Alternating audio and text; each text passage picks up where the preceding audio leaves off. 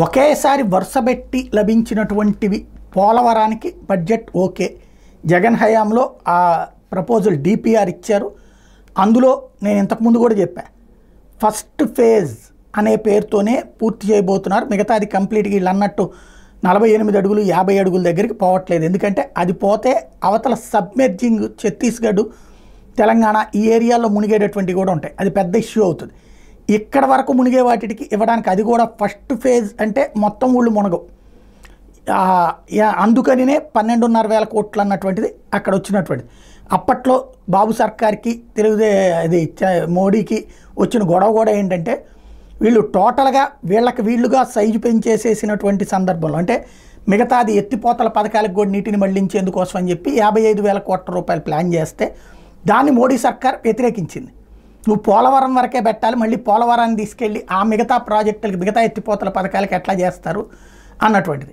కాబట్టి అప్పుడు ఆగిపోయింది. అయితే అది వివరంగా అర్థమయ్యేలా మాట్లాడడం వీళ్ళు అంగీకరించలేదు, వాళ్ళు అంగీకరించలేదు, పత్రికలు రాయలేదు, అటు ఇటు కాకుండా అయిపోయింది. ఇప్పుడు ఫస్ట్ ఫేజ్ అంటే ఒరిజినల్ పోలవరం కన్స్ట్రక్షన్ సిస్టమ్, అది దాని వరకు పూర్తి చేయబోతున్నారు. దానికి 12,000 కోట్ల రూపాయలు అంటూ అప్పట్లో జగన్ టైంలోనే ఓకే చేశారు. అది ఇప్పుడు బడ్జెట్ ఆర్థికంగా క్యాబినెట్లో ఓకే చేయడం అన్నటువంటిది కీలకమైన అంశం. అయితే 2 పారిశ్రామిక పార్కులు మనకి కొప్పర్తి వీటికి ఇవ్వడం అన్నటువంటిది కీలకమైంది. అయితే ఇక్కడ పత్రికలు అవి 3 సంతోషం లేకపోతే సాధించాం ఇట్లాంటివి రాసుకొచ్చారు. కానీ అది మోడీ ప్రభుత్వం ఒక్కొక్క రాష్ట్రాలకి ఇస్తున్నటువంటి గిఫ్ట్లు. వెంటనే మనం అంటాం ఎవడబ్బా సొమ్ము ఇచ్చాడు, ఆయన జేబులో నుంచి ఇచ్చాడా అన్నట్టు.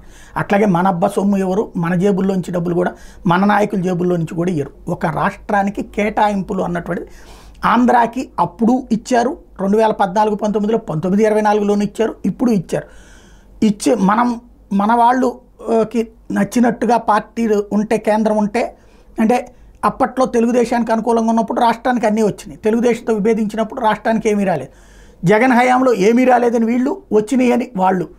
అదే సందర్భంలో ఇప్పుడు అన్నీ వస్తున్నాయని వీళ్ళు, అక్కడ ఏమీ రావట్లేదని వాళ్ళు. ప్రస్తుతం వీళ్ళ వార్తలు తీసి వీళ్ళ స్పెక్యులేషన్స్ని పక్కన పెడితే రాష్ట్రానికి మోడీ సర్కార్ అనుకున్నట్టుగా చేస్తూనే ఉంది, ఇస్తూనే ఉంది. 12 సంస్థల నుంచి, కేంద్ర సంస్థల నుంచి చూసుకుంటే ఇవాళ దాకా కూడా.